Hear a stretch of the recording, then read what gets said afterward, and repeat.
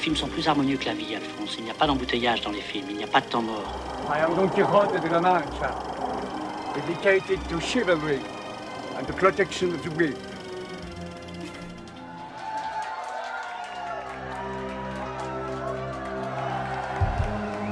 I'm gone! I'm so scared! I've lost my head! Can someone take me away? Right here!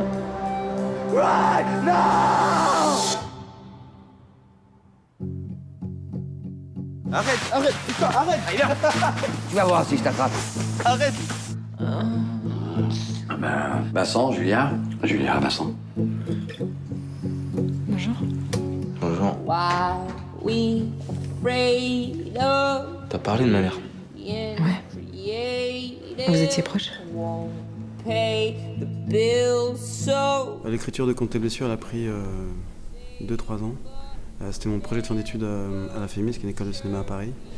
Et c'est parti de courts-métrages que j'ai réalisés, qui parlaient de la scène rock alternative, qui parlaient d'amour aussi, et de relations familiales, et plus précisément des relations père-fils qui étaient assez conflictuelles et sombres. L'écriture s'est mêlée à plein d'autres influences également. Et ce qui a conduit à ce film qui est aujourd'hui présenté à Auch. J'ai écrit le rôle du père pour Nathan Wilcox, qui est un acteur avec qui j'ai travaillé pendant plusieurs années. On a fait 7 courts-métrages ensemble. Donc c'est une longue amitié, une longue collaboration ensemble. Et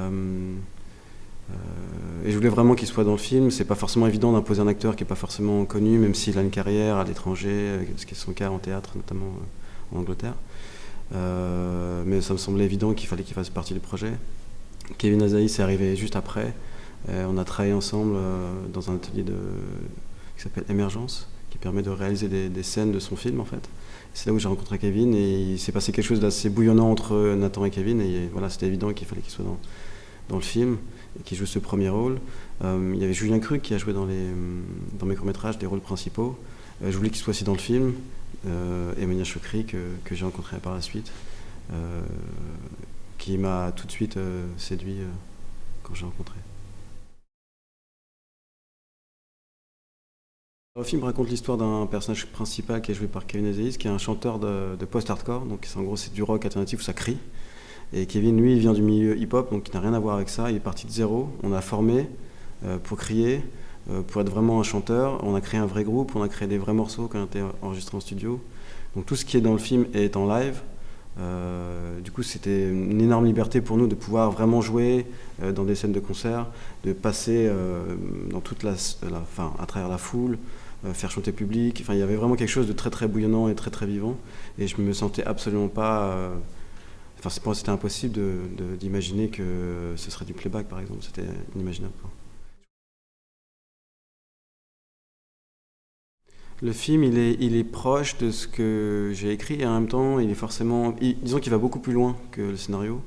Et pour moi, c'est un objectif, vraiment, c'est l'objectif même du tournage. C'est pas de se contenter de ce qui a été prévu. C'est au contraire de chercher, être en recherche permanente sur le tournage. Ce qui prend beaucoup d'énergie, sur 6 semaines de tournage tous les jours, à creuser dans chaque scène. C'est quelque chose qui prend beaucoup de temps, mais on arrive à des choses qui ne sont pas prévues et qui en fait sont exactement ce que je voulais, mais sans que j'en sois capable de l'exprimer, le mettre en mots, l'écrire en fait. Et du coup, ça nous amène à des moments où on ne sait même plus si ça a été écrit, improvisé. Et parfois, il y a des choses qui n'arrivent qu'une fois, des scènes qu'on a inventées aussi sur le tournage. Et ça fait partie vraiment de la richesse du travail qu'on a fait ensemble depuis des années, notamment avec Nathan et avec Kevin, de pouvoir sacrifier des lignes de dialogue dont finalement on s'en fout totalement pour un mot qui est juste ou simplement ne rien dire en fait. Et ça a été souvent le cas finalement d'enlever plein de choses, les dialogues et se concentrer sur juste les sentiments en fait du moment. L'idée c'est que chaque scène du film est un moment de vie. Finalement, on entre dans chaque scène, on découvre ce qui est en train de se passer pendant la scène, ce qui fait que le travail pour le spectateur il est intéressant, on lui donne pas tout et en même temps il comprend facilement et du coup cet effort-là permet encore une plus grande proximité et les plans assez serrés qui sont assez finalement récurrents dans mes films, et quoi que j'essaye de faire, ils sont toujours aussi serrés. Montre à quel point voilà, j'ai envie d'être proche des personnages, de ce qu'ils pensent, de leurs sentiments, des contradictions, des contrastes. Et c'est comme ça que je l'exprime pour l'instant. J'ai toujours été libre, en tout cas je me suis toujours donné les moyens de faire le film comme je voulais les faire.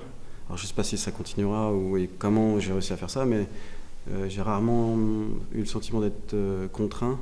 En tout cas, j'impose les choses, si c'est pas comme je veux, je peux pas vivre en fait. Donc d'un coup, tout de suite, il n'y a même plus de possibilité d'avancer en fait. Donc ça s'impose naturellement en fait. L'indépendance pour moi, c'est forcément lié à la liberté, c'est ce qui est le plus important pour moi. Je veux vraiment, en gros, je crée autour de moi une bulle qui me laisse de l'air en fait. Quoi qu'il se passe, j'ai toujours la possibilité de faire autre chose, et ce qui permet d'inventer des choses. Et moi, je vois vraiment l'indépendance comme la liberté, voilà. Et dans le film, on parle de musique alternative, et en même temps, c'est une musique qui est sponsorisée par des marques, et qui reste en même temps aussi alternative. Donc, parce que ça crie, et évidemment, c'est pas des musiques qui vont passer à la télévision. Et moi, ça m'intéresse de voir comment on est à la frontière du mainstream, on est à la frontière de l'underground, et finalement, on est un peu paumé là-dedans. Et comment on essaie de trouver une indépendance, parce que la musique alternative, il y a 20-30 ans, c'était vraiment do it yourself, une façon très on faisait les choses seul, sans marketing, et aujourd'hui c'est quelque chose qui a disparu. Et dans le film, finalement, il y a une question qui est posée, est-ce que c'est pas finalement le père qui, lui, est poissonnier, qui est son propre patron, est-ce que c'est pas lui qui est vraiment le plus alternatif dans ces sociétés, plutôt que son fils qui, lui, est chanteur d'un groupe de post-hardcore, qui est tatoué, qui crie dans un micro.